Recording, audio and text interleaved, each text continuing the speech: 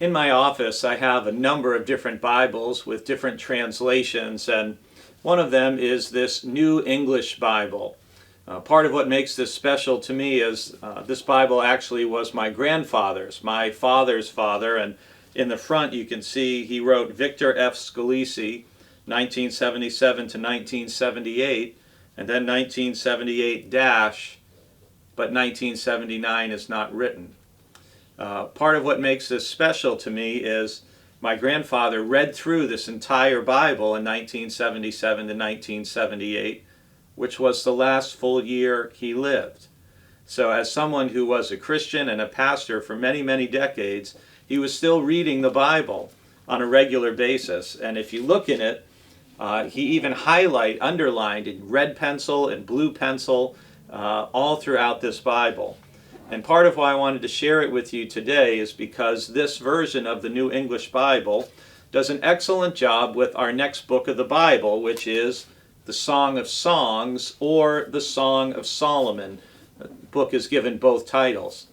Now, if you haven't read Song of Songs or Song of Solomon before, it's a love poem, and it's very visual. Frankly, it's erotic love poetry, and it's in the Bible.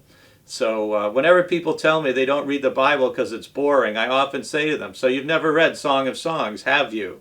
And if you're married, it can be a very interesting book to read out loud together.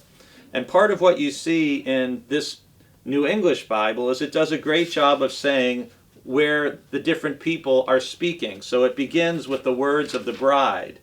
And there's words of her companions, the bride, the bridegroom, and it lays it out very nicely so that you can see that this is a dialogue between a young woman and a young man and the bride's companions.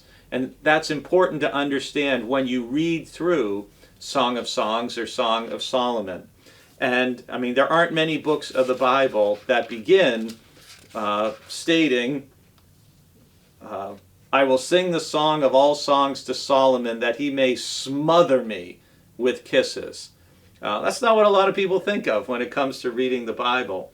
And our verse of the day is from chapter 1, verse 5, where the woman says, I am black and beautiful, O daughters of Jerusalem, like the tents of Kedar, like the curtains of Solomon.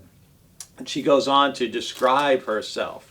So I encourage you, as we begin this week on the Song of Solomon, to open your mind and your imagination and enjoy this wonderful and lovely book about passionate love.